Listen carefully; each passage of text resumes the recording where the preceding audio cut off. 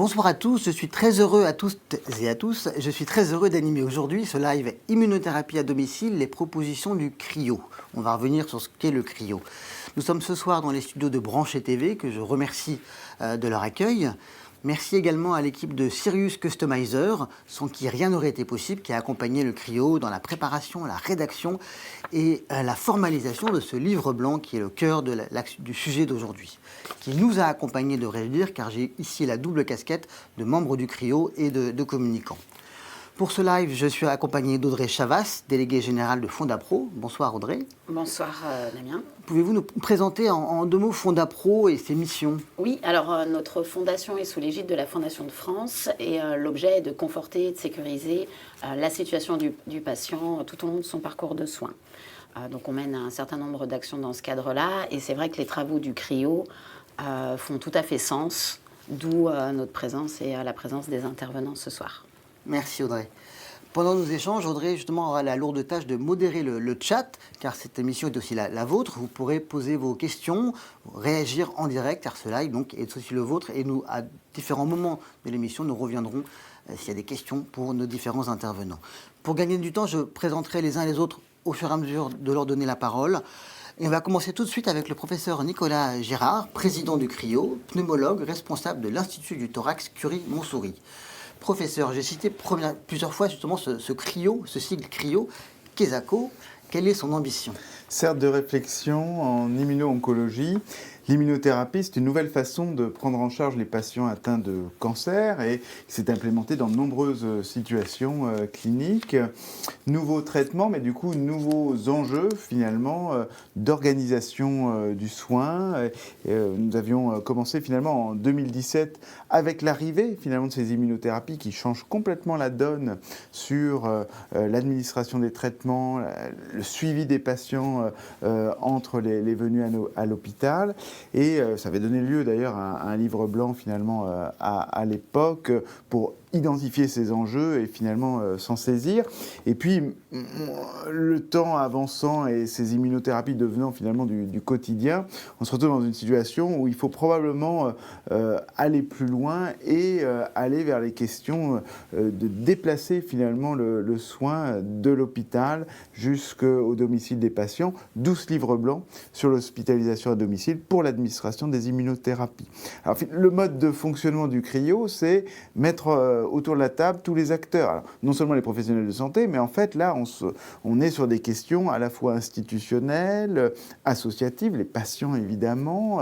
Donc, il y a effectivement tout un enjeu autour de ces sujets. Et donc, ce nouveau livre blanc, finalement, à la fois fait le diagnostic, montre les initiatives qui existent et puis propose un certain nombre, c'est une sorte de guide, finalement, pour avancer sur cette question du domicile pour ces traitements.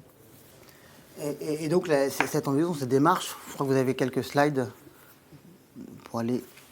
Non, si, voilà. Donc là, comme ça, on voyait pas le slide, on ne voyait pas ce livre blanc le sur livre blanc. L'hospitalisation à domicile, voilà, 27 personnes issues de finalement toutes les... À la fois, là encore, professionnels de santé, mais aussi institutionnels, les associations de patients, les spécialistes finalement du parcours de soins, les industriels, évidemment, du médicament. Et l'idée a été finalement vraiment de faire l'état des lieux parce que les initiatives, elles existent aujourd'hui. Et aujourd'hui, il y a un certain nombre de centres, de régions qui proposent une organisation pour aller amener finalement le traitement au domicile des patients. Alors que dans la plupart des établissements aujourd'hui, l'immunothérapie, elle est administrée au sein de l'hôpital, il faut faire venir le malade, voilà. Donc l'idée, c'est d'essayer d'autonomiser les patients, c'est de comprendre aussi les difficultés ou les enjeux que ça représente, et donc constat, mettre en lumière les initiatives qui existent, et ça c'est évidemment un élément fondamental, pour ensuite proposer réellement à la fois identifier toutes les étapes et proposer des solutions. On reviendra justement sur ces initiatives avec Christelle, mais avant, on va donner la parole aux patients. On a en ligne avec nous, à distance, pour des raisons de place, des raisons logistiques ici, c'est pas du tout pour mettre les patients loin, Anne Delmont d'Aventure, membre du conseil d'administration de l'AF3M. l'association des malades du myélome multiple. Anne, tout va bien à distance, là vous nous entendez bien? Oui, Oui, nickel. j'ai pas vu les slides, mais je vous entends très bien. Bon, alors je me permets de tutoyer toi, parce qu'on se connaît bien depuis longtemps. Et pourquoi la F3M a participé à l'aventure du CRIO et de ce livre blanc en particulier? Alors, comme l'a dit Nicolas Girard, c'est l'opportunité aussi pour les patients de porter leur voix pour ces progrès de l'immunothérapie, effectivement, qui, moi, je l'ai vécu à l'hôpital, mais qui peut maintenant changer et être en sous-cutané, donc à domicile. Et du coup, malgré toutes les interrogations, on voit l'opportunité de pouvoir avoir un petit peu plus de choses à domicile et d'être correctement pris en charge dans cette prise en charge partagée entre l'hôpital et le domicile.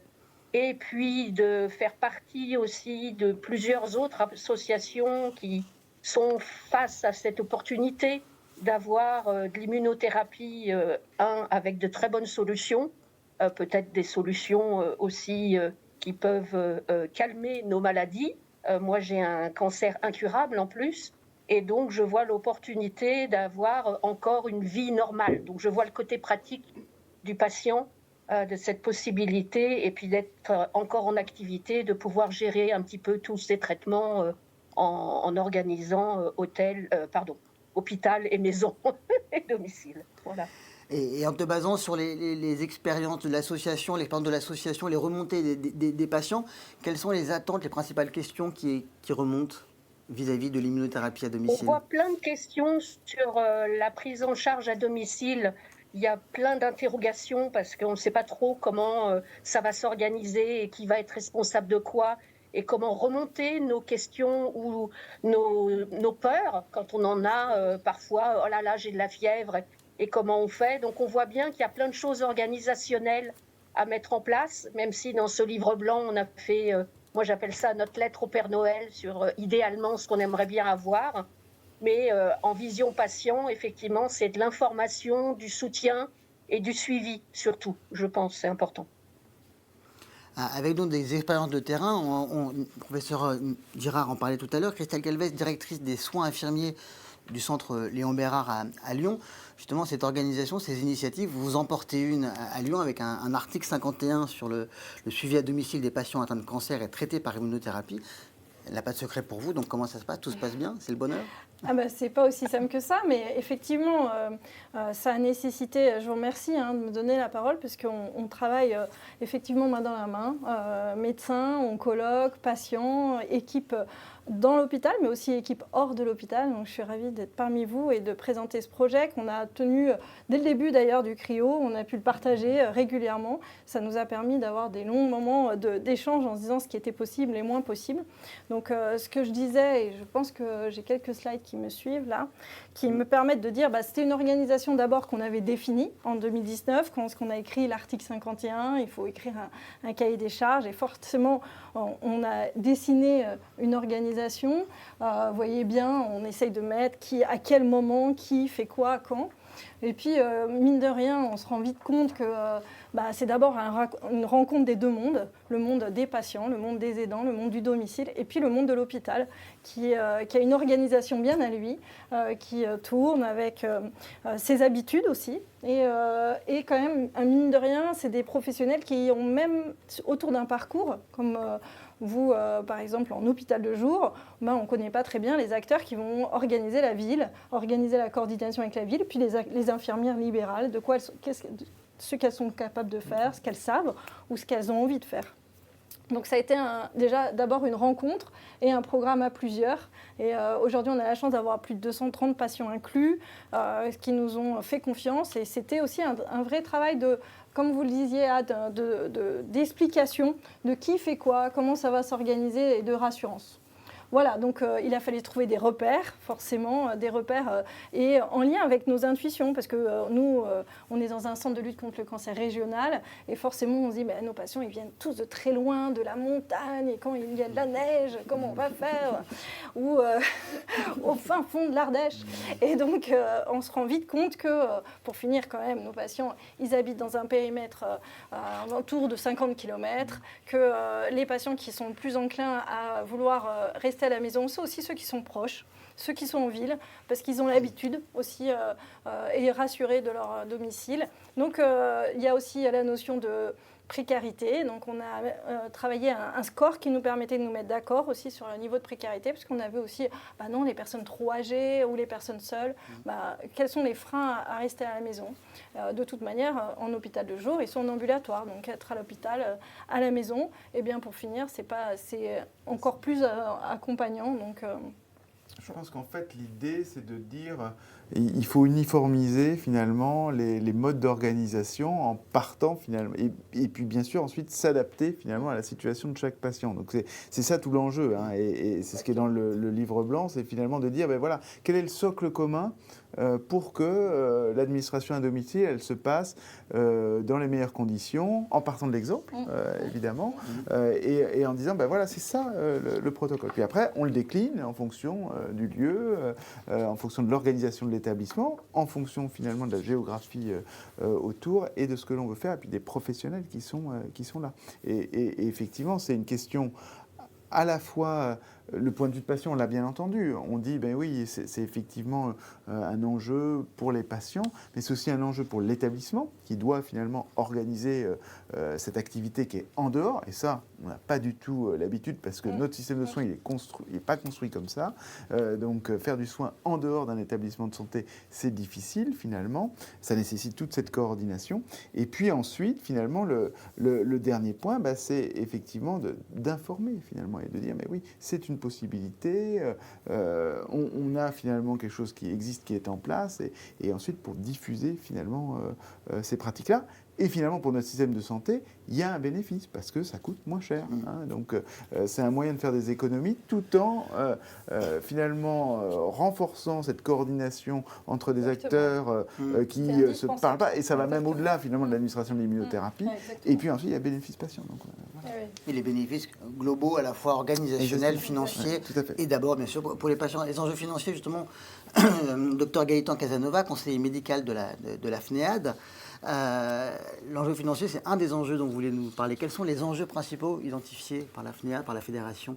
Alors, il n'y a pas que l'enjeu financier. Pour moi, en tant que médecin, mais même en tant que citoyen, l'enjeu qui me préoccupe le plus, c'est celui de la qualité de vie des patients. Et en fait, je trouve que le message qu'on essaie de faire passer à la Fédération, mais ce qui est le message que ce livre blanc fait passer, c'est celui que l'innovation scientifique, technique, médicamenteuse, thérapeutique, elle ne se suffit pas elle-même. C'est-à-dire qu'elle doit s'accompagner d'une innovation organisationnelle, mais même, je dirais, d'une innovation humaine. Ce que je veux dire, c'est qu'on a la chance d'avoir des thérapeutiques toujours plus ciblées, avec des effets indésirables toujours plus restreints, avec une efficacité toujours plus importante. Maintenant, l'étape supplémentaire, c'est de se dire, est-ce qu'on peut arriver à lier cette efficacité-là avec la qualité de vie des patients ?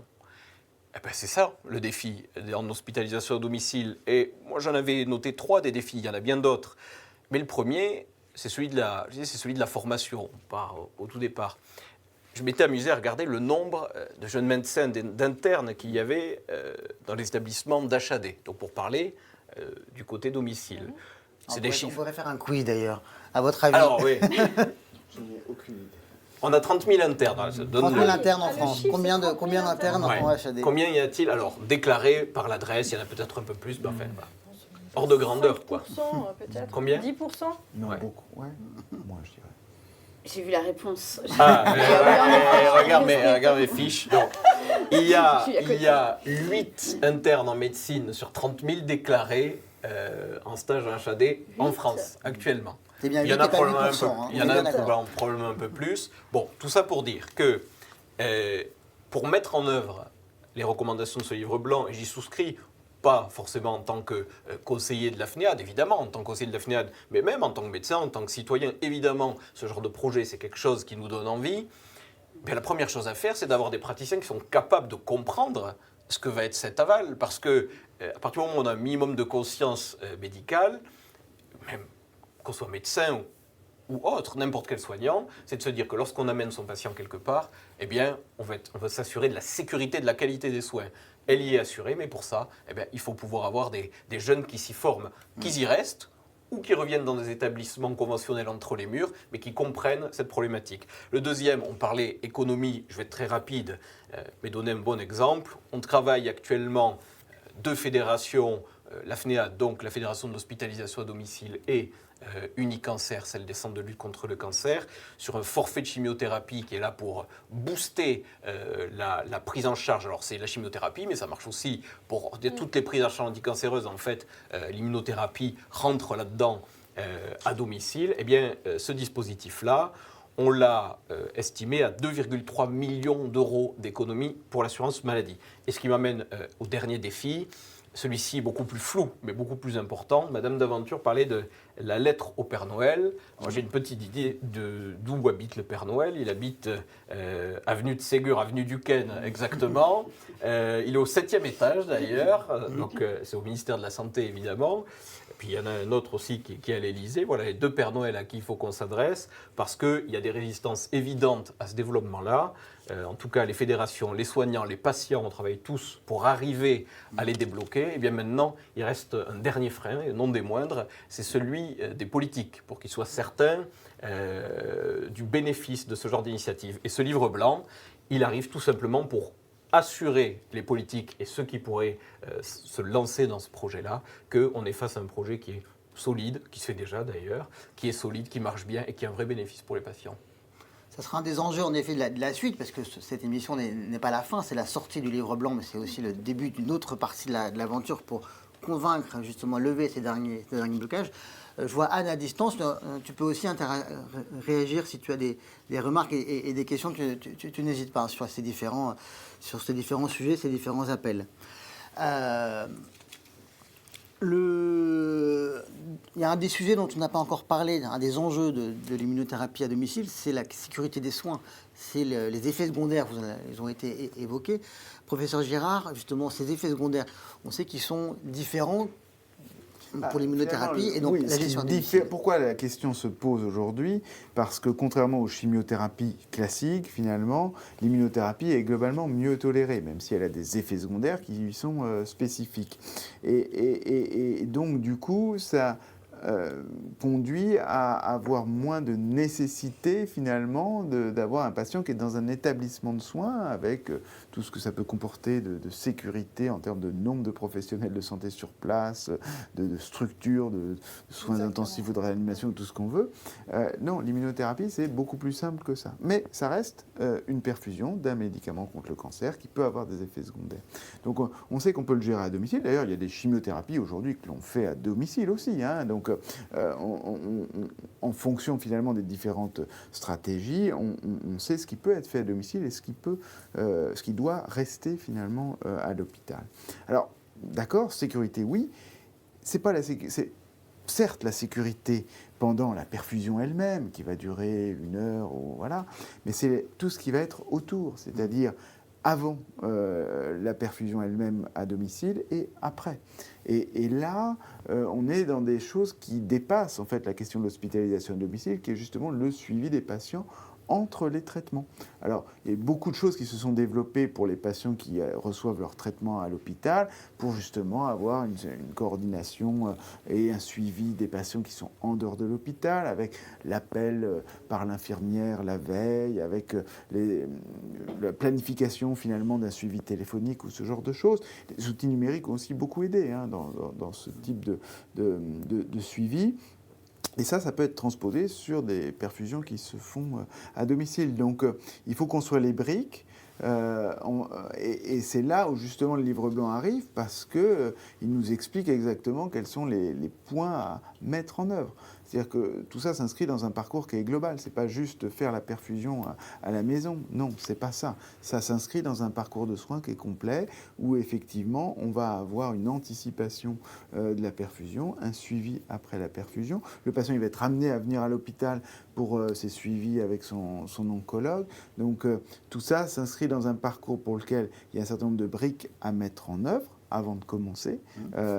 Et ces briques-là, elles servent non seulement pour le domicile, mais aussi en fait pour tout parcours de soins. Le domicile, du coup, devient quelque chose de facile à mettre en œuvre dès lors qu'on a ce parcours qui est bien organisé. Oui, c'est vrai, si je peux rebondir, Mais c'est on parle l'éducation là... thérapeutique. Ah oui, Anne, Moi aussi. oui, Ah, je t'en prie. Vas-y, ça tombe Je bien. voulais rebondir parce que j'ai le sentiment qu'on parle technique, coordination, et je voudrais parler de l'humain, parce qu'il y a l'inquiétude du malade. Effectivement, il y a des techniciens ou techniciennes, c'est-à-dire les IDE qui vont venir à domicile. On va organiser un certain nombre de choses au niveau protocole, mais il y a toutes les inquiétudes, toutes les questions. Exactement. Et parfois le manque d'informations sur ce qui va nous arriver, parce qu'il y a plein de questions et la peur vient quand on a des questions et qu'on n'a pas la réponse. Donc c'est pour ça qu'au tout début, j'avais parlé de cette coordination et de savoir les remontées d'informations et cet échange dans les deux sens. Nous, on pose une question et on a une réponse. Ou j'ai de la température, est-ce que c'est normal? Ou j'ai un bouton, est-ce que c'est normal?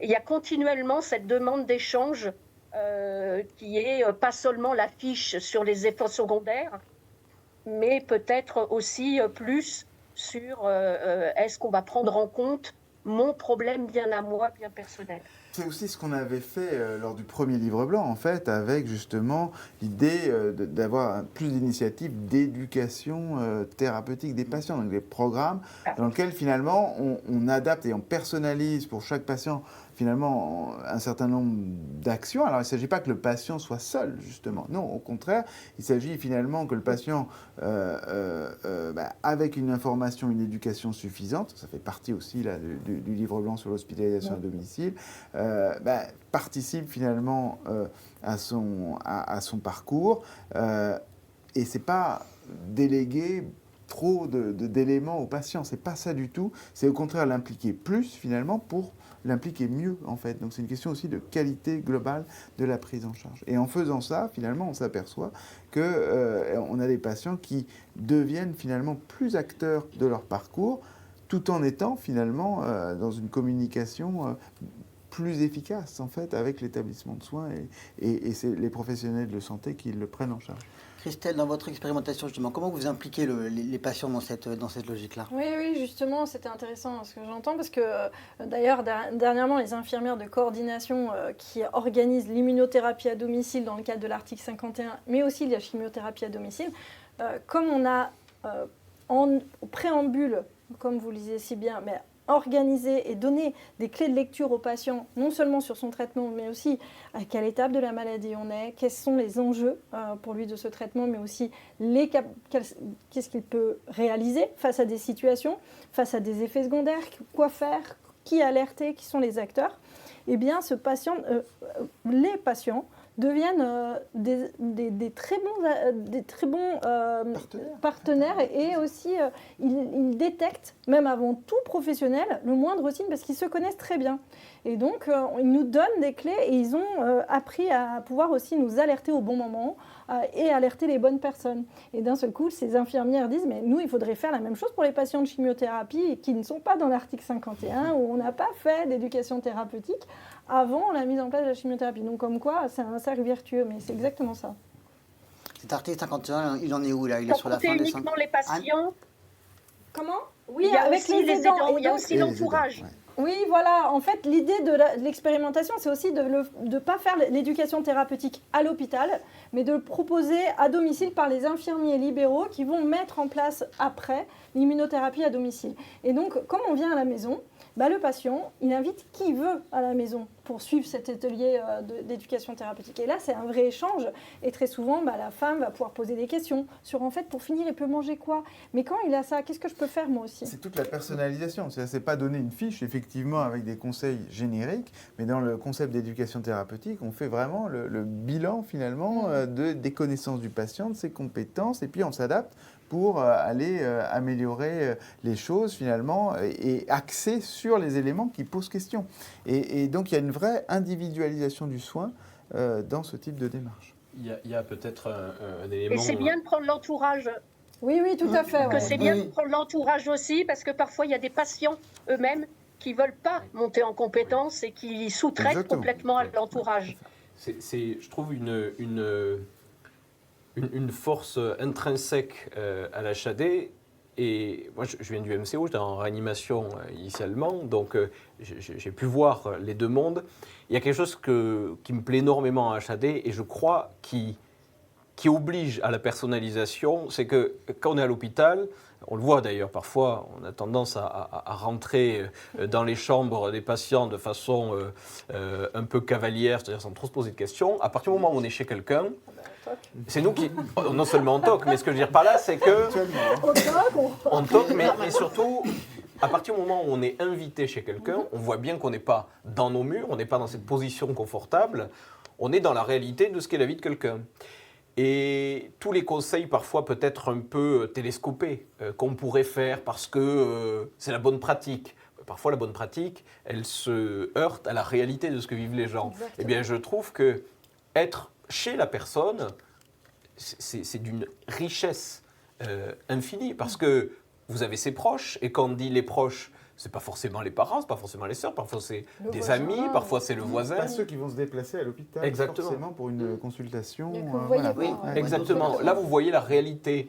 Lorsque vous avez comment dit-on, des conseils qui peuvent être des conseils nutritionnels, eh bien, le fait de vous retrouver chez la personne, de connaître son mode de vie, son niveau de vie, de savoir ce que sont ses contraintes, eh bien, ça vous apporte une immensité d'informations et ça vous oblige, quelle que soit la manière dont vous fonctionnez, à personnaliser, parce que vous êtes dans une relation qui ne peut plus être télescopée, qui ne peut plus être standardisée, parce que par définition, vous êtes transporté dans un endroit qui ne l'est pas, vous êtes chez quelqu'un. Et ça, je crois que c'est une puissance immense, celle d'avoir la capacité de la très haute technique. Ça peut être des centres de lutte contre le cancer, ça ne se fait pas que dans le centre de lutte contre le cancer, mais moi je pense au centre de lutte contre le cancer parce qu'on travaille beaucoup avec eux sur ces modalités-là, d'avoir cette très haute technicité sur le plan thérapeutique, sur le plan du suivi, sur le plan de la lutte anticancéreuse, et en même temps d'avoir cette connaissance fine et ce lien très, très fort avec le patient à domicile, je crois que c'est une symbiose en fait, qui décuple la puissance des deux aspects. Et ça, je crois que c'est vraiment une aubaine pour tous les patients. On part du principe que tous les patients sont ouverts à ce genre d'entrée du professionnel chez eux, de la maladie chez eux, du traitement chez eux. Est-ce que c'est le cas ? Pas tout le temps quand même. Pas tout le temps. Pas tout le temps parce que d'ailleurs, un des patients qui était un des premiers expérimentateurs, à qui on a donné d'ailleurs la parole plus d'une fois dans nos copiles, nous a dit « c'est bien, mais il y a trop de cartons ». C'est bien, mais moi, je veux que l'hôpital ne s'invite pas chez moi et que l'hôpital ne soit pas non plus déversé à la maison. Donc, on a dû retravailler aussi la manière dont on va apporter du matériel pour que ce soit ni trop ni pas assez. Et que ce soit rangeable, que ça puisse être mis dans une armoire fermée et que quand le patient n'a pas envie d'être confronté à cette maladie ou même confronter ses proches à cette maladie, parce que parfois, il le garde aussi...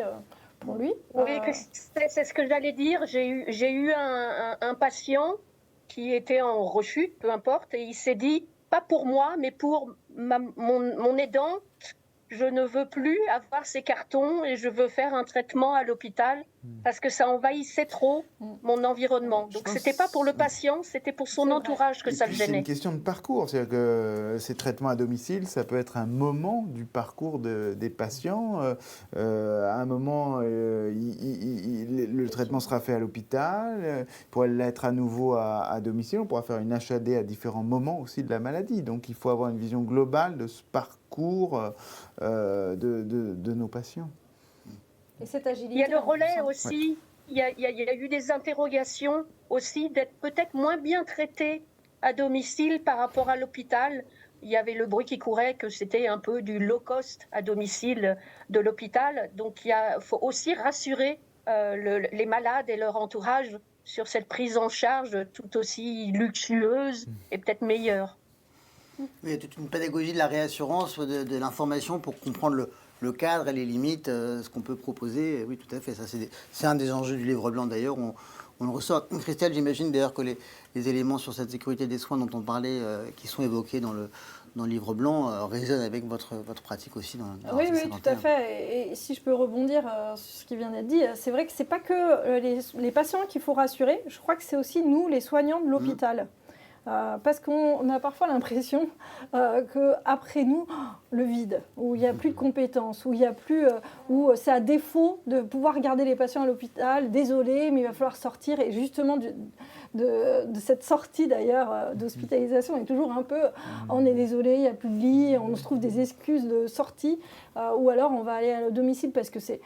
mais non, enfin, c'est pas un défaut d'eux, au contraire, il y a un lieu qui est bon pour vous. C'est une autre modalité de prise en charge. Il faut vraiment pas le mettre en concurrence finalement à l'hospitalisation à domicile et ce que l'on fait finalement à l'hôpital, c'est tout à fait complémentaire. Après, je reviens sur la notion de formation finalement des professionnels. Ça, c'est vraiment un élément, je pense, important parce qu'il y a quand même un certain nombre de spécificités à la prise en charge à domicile. Et l'enjeu, c'est aussi la communication entre les deux mondes. Et finalement, lorsqu'on a une initiative comme celle que vous avez, à la fin, vous vous rapprochez quand même des professionnels qui travaillent de façon très différente en ambulatoire et au sein d'un établissement. Oui, d'ailleurs, c'est comme ça qu'on a imaginé. Et alors, on l'a écarté, mais je voulais parler de la tarification de nouveau. Parce qu'il y a peut-être aussi... nous, on est tous convaincus, mais il faut peut-être aussi que les médecins soient convaincus de l'intérêt de la HAD peut-être et du pilotage du patient toujours possible. C'est pour ça que j'insistais sur l'aspect de la formation. Je pense qu'il n'y aura pas d'avancée significative.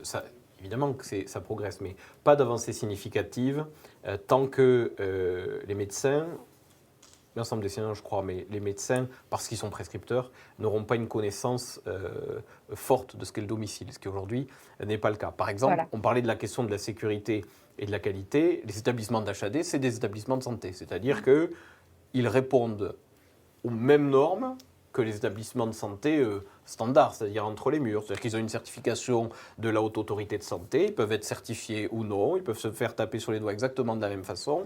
Donc c'est tout un tas d'autres défis qui sont différents, mais je crois que la vraie force, c'est pas de dire, écoutez, on supprime un parcours, on en crée un autre. C'est d'avoir, je dirais, ce luxe, mais un luxe nécessaire, en tout cas, qui est sur le plan de l'humanité. Je crois qu'il est nécessaire et souhaitable. C'est d'être capable, lorsqu'on parle à un patient, de lui proposer avec lui vraiment, dans un cadre de partenariat, de proposer l'ensemble des possibilités qui s'ouvrent à lui, exactement de la même façon qu'on propose des thérapeutiques différentes, et c'est de voir ce qui correspond le plus en fonction de la réalité de ce qu'est sa vie. Et ça c'est vraiment un défi qui est très exigeant, mais qui est, je crois, qui est une vraie étape à franchir pour notre système de santé, et qui ferait un beau système de santé moderne. Et le changement, il est aussi au sein de l'établissement et dans la façon dont on organise le travail des prescripteurs, des médecins, finalement, parce qu'aujourd'hui, le médecin qui prescrit, c'est dans le cadre d'un hôpital de jour ou d'une consultation, enfin,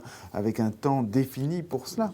Et probablement que les établissements de santé doivent évoluer avec leurs médecins, avec leurs prescripteurs, finalement, sur, dédier des temps, finalement, de prescription pour les malades qui sont à l'extérieur. Enfin, je pense que c'est ce que vous avez organisé, c'est intéressant parce que dans l'expérimentation, au début, on s'était dit, le médecin va tout de suite parler de la possibilité de faire l'immunothérapie à domicile au bout de 6 mois et en fait, en échangeant, on s'est rendu compte qu'on ne pouvait pas tout donner comme information tout de suite. D'abord, il fallait parler de la maladie, il fallait parler de la thérapeutique. On allait allait enclencher une première étape. Et puis, on s'est donné 3 mois, en fait, quelque part, avec le scanner de contrôle. Où de manière un peu concertée, on s'est donné 3 mois pour redonner la clarté en disant, OK, les choses sont posées, le traitement est mis en route. Maintenant, on peut parler d'autre chose. On peut parler du domicile. J'ai l'impression que parfois, c'était aussi too much d'un seul coup. Ouais, qu'on arrivait avec toutes ces informations et que c'était un peu... Et en plus, on nous dit de rentrer chez nous, le faire. Enfin, donc, besoin de climat de confiance. Un parcours de quoi. soins, un parcours d'organisation du soin. Hein. C'est vraiment ça. Et les étapes, elles viennent au fur et à mesure. Mais je reviens sur la nécessité pour l'établissement d'avoir organisé le travail des différents soignants au sein de l'établissement pour permettre ça. Parce que si c'est fait entre 2 consultations réelles ou le soir, c'est pas ça. Donc c'est une vraie organisation différente finalement du travail et qui doit donc être valorisée aussi, qui permet sa valorisation. Et je reviens sur la formation. Mais je vois aussi la multiplicité des correspondants et des acteurs. Je pense aux pharmaciens. C'est vrai qu'on les oublie un peu, que ce soit la pharmacie de ville ou la pharmacie d'hôpital. Je pense que ça peut être aussi un bon interlocuteur pour les malades et pour l'entourage, parce qu'on a tellement de questions dans tous les sens que peut-être avoir plusieurs interlocuteurs peut être rassurant et confiant, enfin, je ne sais pas comme le terme, mais nous donner plus d'informations et nous rassurer. On va parler de coordination et qui inclut justement l'implication de tous ces acteurs-là, mais je voudrais d'abord revenir un peu sur la formation sur laquelle on est passé un petit peu vite, parce que ces formations du coup de plein d'acteurs différents, sur des logiques différentes, de pratiques, mais aussi de changement de pratique, de changement d'organisation, de changement de vision. Cette formation, comment elle est intégrée D'ailleurs, c'est un des défis qui est important, qu'on a voulu remontrer vraiment en première ligne dans le CRIO, parce qu'aujourd'hui, mine de rien, effectivement, former les professionnels dans l'hôpital, eh bien, on a une formation continue, on peut organiser les choses, mais former justement tous ces professionnels en ville, malheureusement, on est en train, et encore cette année, on l'a vu, les infirmiers libéraux ont perdu encore 500 € par an de formation continue dans le cas du DPC. Et donc, on commence à sentir comment continuer à se former. Donc vraiment, c'est vrai que dans cette expérimentation, nous, on s'est dit, on a vu des acteurs qui se connectaient facilement à des outils de notre génération, de nouvelle génération. Et donc l'idée de créer cette communauté, animer une communauté de pratique, eh bien, ça a été un des leviers aussi, c'est de les rassembler et de partager des bonnes pratiques avec du quick learning. C'est se former ensemble. En fait, voilà, c'est pas se former dans son couloir. Exactement. Voilà, non, c'est ensemble. Et du coup, c'est aussi partir des situations réelles que l'on rencontre au cours du temps. Donc la formation en une fois, puis on y va, c'est pas du tout ça. C'est vraiment la formation continue, là, pour le coup.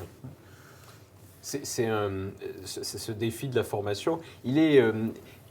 on parle de sujet qui est, alors évidemment comme ça a l'air évident, tout le monde se dit pourquoi on ne le fait pas beaucoup plus, mais on a parlé du défi logistique, défi de la formation. Ce qui est marquant, et c'est pour ça je crois que c'est un intérêt supplémentaire, c'est que organiser des prises en charge à domicile, c'est d'être capable, ça fait des années qu'on parle du lien ville-hôpital. En fait là on est exactement dedans, c'est-à-dire que vous avez l'hospitalisation conventionnelle entre les murs, vous avez l'hospitalisation à domicile, vous avez parfois, lorsque le patient, et c'est tout ce qu'on leur souhaite, sont dans des modalités de soins qui sont beaucoup moins importantes, beaucoup moins intenses, et bien parfois il y a un relais avec des professionnels libéraux en dehors de tout cadre d'hospitalisation, relais qui se fait aussi à domicile. C'est pour ça que ce n'est pas toujours évident de se dire mais est-ce que là je suis hospitalisé, est-ce que je ne suis pas hospitalisé tout ça a l'air mis à l'air légère, en réalité ça n'est pas mélangé, c'est fluide, c'est peut-être, je crois, et on n'est pas habitué à ça en tant que soignant,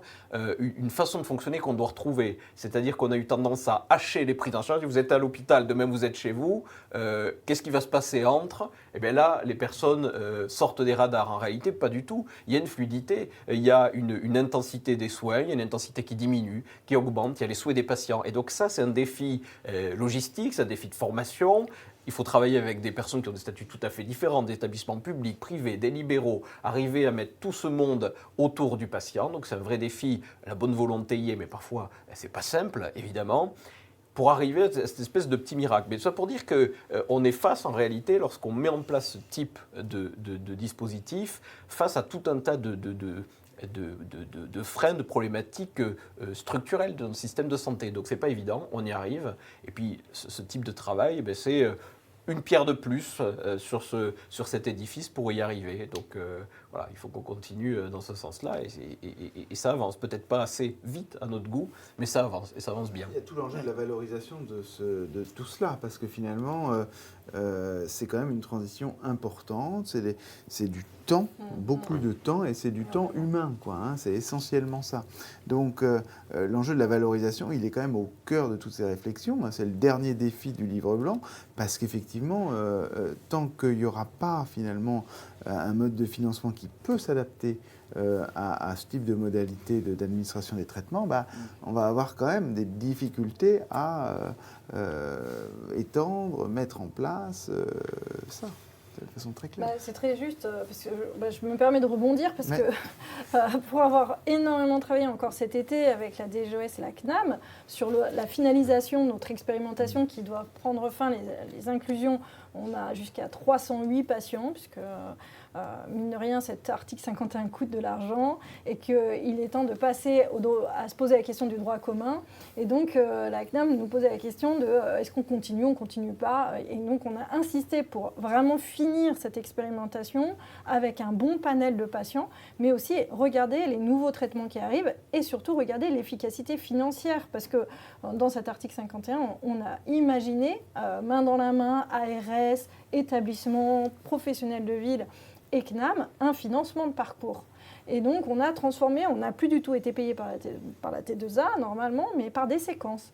Et donc, on voudrait montrer l'économie substantielle des transports sanitaires, qui est aussi quand même une démarche durable. Et donc, c'était T2A, tarification de l'activité. Il y a quelques patients qui ne sont pas toujours au fait de cette partie. Et d'ailleurs, c'est l'enjeu dont vous parliez, qui était comment est-ce qu'on fait ce miracle. Et bien souvent aussi, c'est comment est-ce qu'on fait équipe. Et comment est-ce qu'on fait équipe, c'est comment est-ce qu'on est payé pour faire bien équipe. Parce que pour faire équipe, il faut du temps où on se parle. Et ce temps de coordination, c'est justement, il doit être intégré dans le financement de ce parcours. Il est temps que l'on valorise les temps où on a besoin d'apprendre, donc du temps valorisé pour apprendre, pour s'apprendre mutuellement, apprendre l'un de l'autre, et puis apprendre à faire des transmissions d'informations. Comment on peut imaginer un monde où on fait équipe sans avoir de temps de transmission ? C'est comme dans le sport, il y a des temps de vestiaire. L'entraînement fait partie du match. Et évidemment, là, donc en pleine Coupe du Monde de rugby, mais ça n'a pas échappé. Et si vous voulez, c'est à peu près, évidemment, c'est à peu près comme si vous demandiez à une équipe de jouer ensemble, et par contre, à la fin, c'est pas l'équipe qui gagne, c'est Michel qui gagne. Donc ça, évidemment, c'est pas possible. Donc vous êtes obligé de trouver un système qui permette de regrouper les gens. Et c'est ça le dernier frein. C'est pour ça que quand je parlais des défis, je parlais du dernier défi, c'est que les soignants, petit à petit, Dieu sait qu'en termes de rigidité, on s'y connaît. Les médecins, surtout, je parle pour ma paroisse, mais enfin, on se soigne petit à petit. Mais il nous reste les derniers à convaincre qui, on va dire que c'est la continuité de l'État. Mais en tout cas, nos administrations, parfois, ont un peu de mal, de façon structurelle même, à accompagner ce genre de projet. Les articles 51, par exemple, c'est une excellente initiative d'expérimentation. Tout n'est pas beau sous le soleil, c'est-à-dire que ça a quelques lourdeurs, notamment c'est très long à mettre en place, des expérimentations très longues. La difficulté qu'on pourrait avoir, c'est dans l'obsession de l'expérimentation, bien finalement, passer son temps à expérimenter, ne plus rien faire. Voilà. Et à la vitesse où les prises en charge évoluent, quelle qu'elle soit, que ce soit sur le plan technique, encore une fois, ou sur le plan organisationnel, eh bien, c'est bien d'expérimenter, mais il serait quand même bon de prendre le train en marche et de ne pas se retrouver à quai en l'ayant raté depuis une demi-heure, quoi. Donc, c'est un défi aussi pour nos administrations, qu'elles soient capables, dans la manière dont elles reçoivent ces initiatives-là, d'être aidantes. Je dois dire que, de ce point de vue-là, j'ai évoqué cette question du forfait de chimiothérapie pour arriver à le booster. Eh bien, pour l'instant, je ne dois pas dire qu'on qu'on a une satisfaction et la FNEAD et Unicancer exceptionnelle vis-à-vis de la réception qu'il y a eu de ce type d'initiative. Donc on a besoin d'eux, c'est un appel que je leur fais, on a besoin de leur bon sens et de leur souci du patient pour arriver à avancer là-dessus. Mais c'est aussi le sens de l'évolution des soins au sein de la société. Donc aujourd'hui, on est dans une société qui est beaucoup moins centrée sur les lieux et les organisations. Tout est numérisé, enfin, il y a beaucoup d'outils. Les gens ont l'habitude finalement de fonctionner d'une façon fluide, de faire plus de choses chez eux qu'auparavant. Donc on est dans un mouvement de la société qui va dans le sens d'amener un certain nombre de soins, pas tous évidemment, au domicile des malades. Donc ça s'inscrit dans une évolution générale de notre société et justement il faut pouvoir répondre à ce besoin.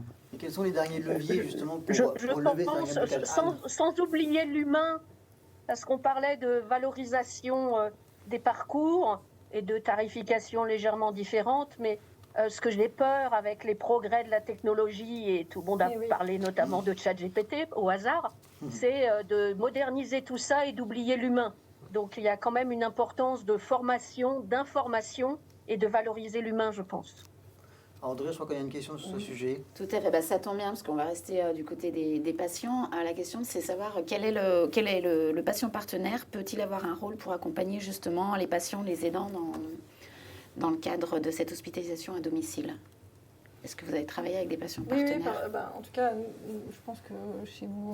Oui, mais ils font partie finalement de ceux avec lesquels on construit les parcours. Alors que ce soit le parcours au sein de l'hôpital ou le parcours à l'extérieur de l'hôpital. Je pense que c'est la même chose. Oui, tout à fait. Ils nous aident aussi dans la création des outils pédagogiques.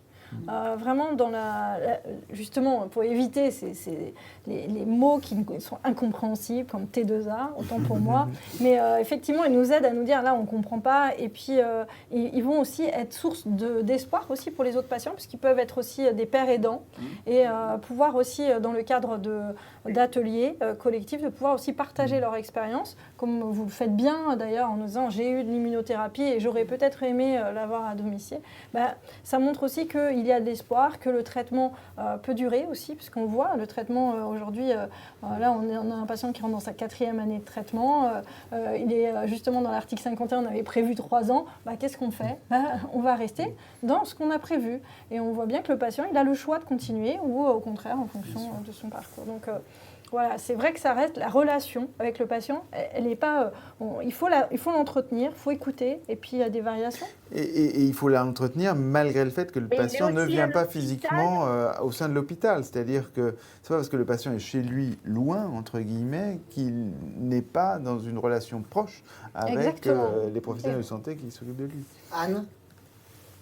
Il y a le patient partenaire aussi au cœur des associations. Parce qu'on parle souvent dans l'éducation thérapeutique au sein de l'hôpital, mais il y a aussi dans les associations. Les associations servent à ça, à relayer ça et à rassurer et à faire le partage de bonnes pratiques dont on parlait tout à l'heure, pas seulement par les professionnels, mais aussi des différents parcours qu'on peut avoir, puisque nous, on a une vision très personnelle, et partager les parcours et les expériences, c'est très intéressant via les associations et les patients partenaires. Et je précise d'ailleurs que les patients partenaires ont aussi coécrit ce livre blanc, vu que au sein du CRIO, il y a plusieurs associations, et au sein de ce groupe de travail qui aboutit au livre blanc, plusieurs associations représentant différents organes, différentes pathologies cancéreuses. On pourra les reciter également. On parlait de coordination, vous parlez de fluidité. Cette fluidité, est-ce que c'est donc une réalité ou c'est un objectif? C'est les deux. Je crois que c'est les deux. C'est-à-dire que, comme tout établissement de santé, il y a un spectre assez large de maturité de nos établissements. On a de très grands établissements, notamment en région parisienne. On a des établissements beaucoup plus petits. On ne peut pas dire que le niveau de maturité équivaut à la taille de l'établissement. Ce n'est pas réellement ça. C'est rarement ça. Mais ce qui est certain, c'est que, je disais qu'il y avait des défis logistiques, etc. Le rôle de la fédération, c'est d'être capable de mettre en relation ces personnes pour faire progresser tout le monde.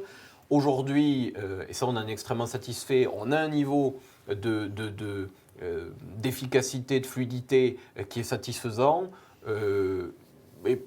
Qui est satisfaisant. C'est-à-dire que pour moi, pour la fédération et même pour nos établissements d'ailleurs, ce ne sera jamais assez satisfaisant. C'est-à-dire qu'on l'a vu, on parlait de la taille des cartons, ça paraît, on peut se dire, enfin quand même on a autre chose à voir.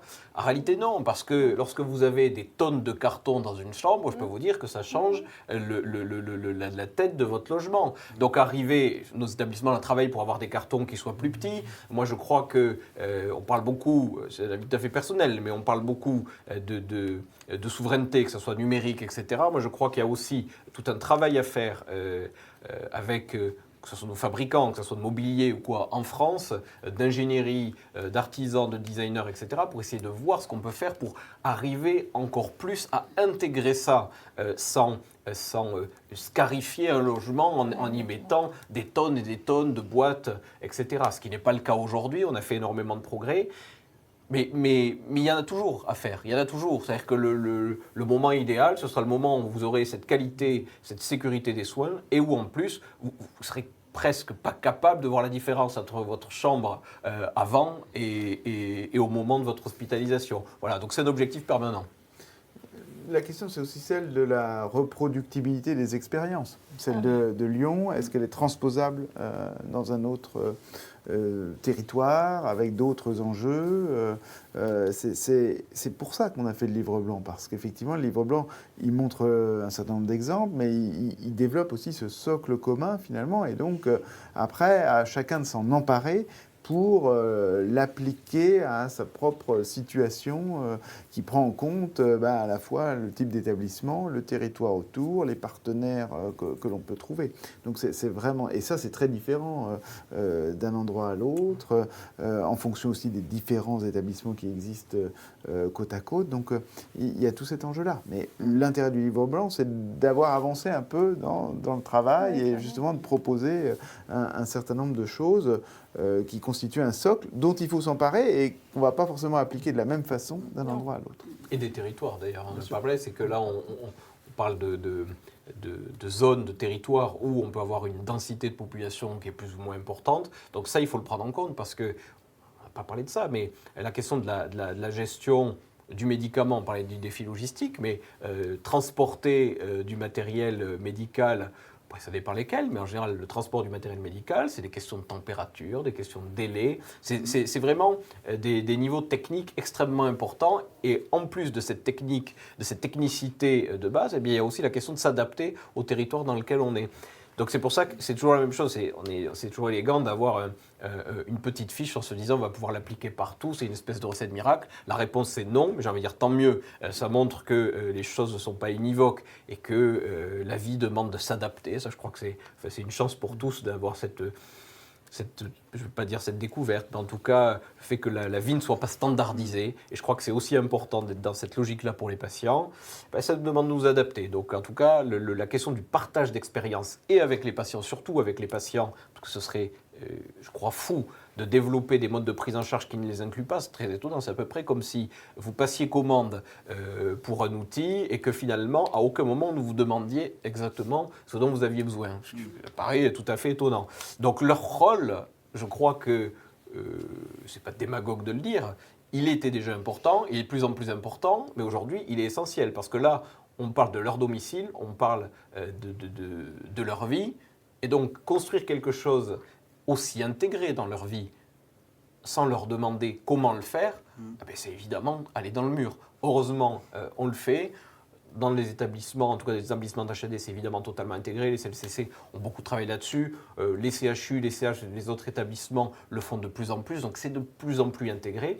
Mais je crois que là, les avancées de technologie, il faut qu'on va devoir mettre encore la vitesse, passer encore à la vitesse supérieure probablement. CLCC, Centre de lutte contre le cancer. Oui, pardon, désolé. Fédération Unicancer. Si on peut juste simplement me permettre, parce que j'avais une question, mais ça revient tout à l'heure, vous avez parlé un peu des freins politiques, très rapidement en introduction. Donc il y avait entre autres une question, est-ce que vous avez prévu de remettre ce livre blanc aux autorités de santé ? Parce que c'est aussi tout une l'objectif. des Faire le étapes livre blanc, à venir. c'est, comme on le disait, c'est l'achèvement de discussions qui ont été longues, mais parce qu'il fallait prendre le temps finalement de cette réflexion et de cette élaboration. Et maintenant commence le temps du portage finalement, et que ces propositions-là, qui sont maintenant claires. Enfin, je veux dire, c'est le livre blanc, vous pourrez le découvrir. Enfin, c'est vraiment quelque chose qui explique simplement et en même temps qui donne des pistes très précises sur ce qu'il faut faire. C'est à nous de le porter finalement auprès des personnes qui décident, qui peuvent s'emparer de ce sujet-là pour vraiment faire avancer chacun de ces défis successifs. Et ce n'est pas qu'une question de valorisation et d'argent, c'est aussi finalement une prise de conscience générale finalement des praticiens, à la fois dans les établissements de santé, des soignants autour des patients, que oui, il y a ça qui arrive. Donc, On le redira en fin d'émission et on vous montrera d'ailleurs le lien pour télécharger le livre blanc, ce beau livre blanc, on peut le montrer comme ça si on le montre tous, en version, en version PDF. On le redira un petit peu en fin d'émission, mais qu'on revienne justement sur cet appel à engagement collectif, ça correspond aussi à cette notion-là. Comment les patients partenaires, les associations peuvent se mobiliser, et on donnera la parole à Anne après. Alors, moi, de mon expérience, je crois que le meilleur moyen pour faire avancer ça, c'est évidemment la parole des soignants porte. Elle porte en général assez modérément, ou en tout cas pas à la vitesse à laquelle on voudrait qu'elle porte. En revanche, là aussi, le rôle des patients, décidément, je leur mets beaucoup sur le dos, mais on a besoin d'eux pour ça, et inversement d'ailleurs. C'est que les patients, c'est nous tous globalement, hein, c'est-à-dire que soit on ne l'est pas encore et on risque fort de le devenir, soit on a des personnes autour de nous qui le sont, de maladies diverses, évidemment, les situations sont innombrables. Ce qui est certain, c'est que la question de la santé et de la maladie, ça nous touche tous.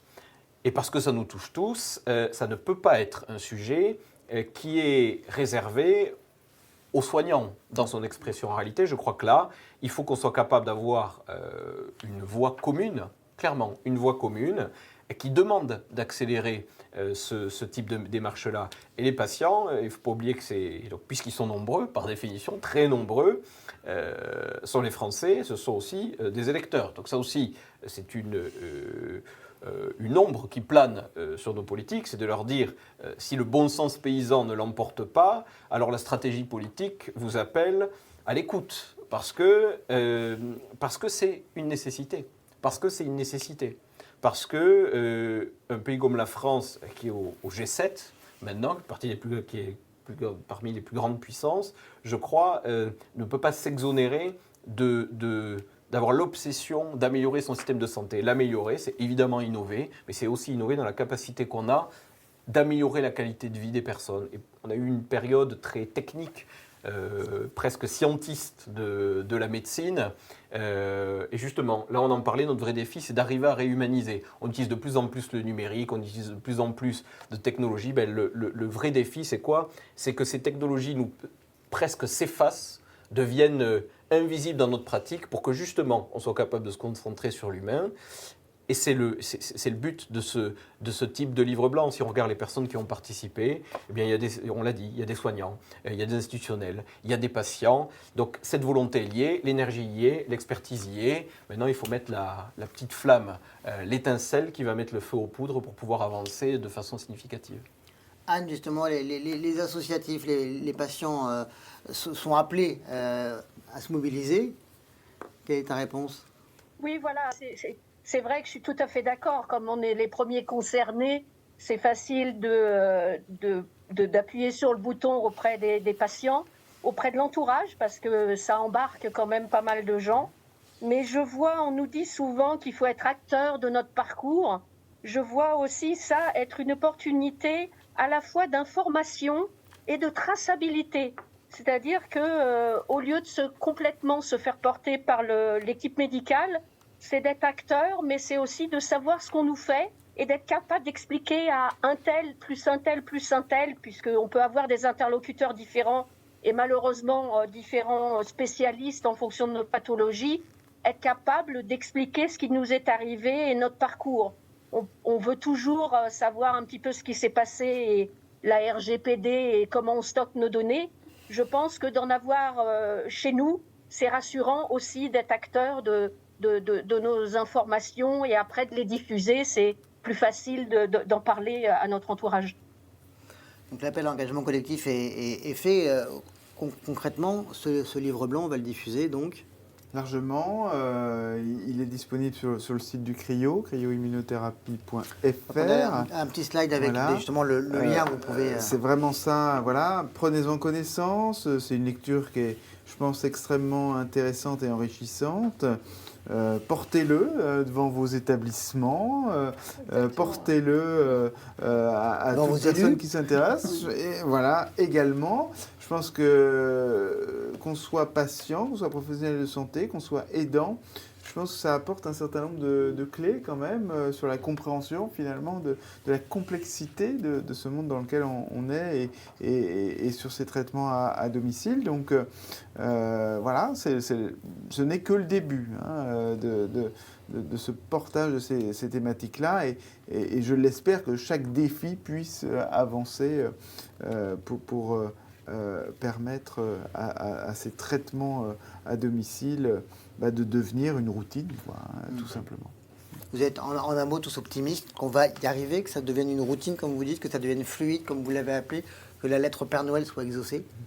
Oui, optimiste. La question, c'est la question du temps. Moi, je suis impatient. Voilà, c'est peut-être taureau de signe astrologique et de mer sicilienne.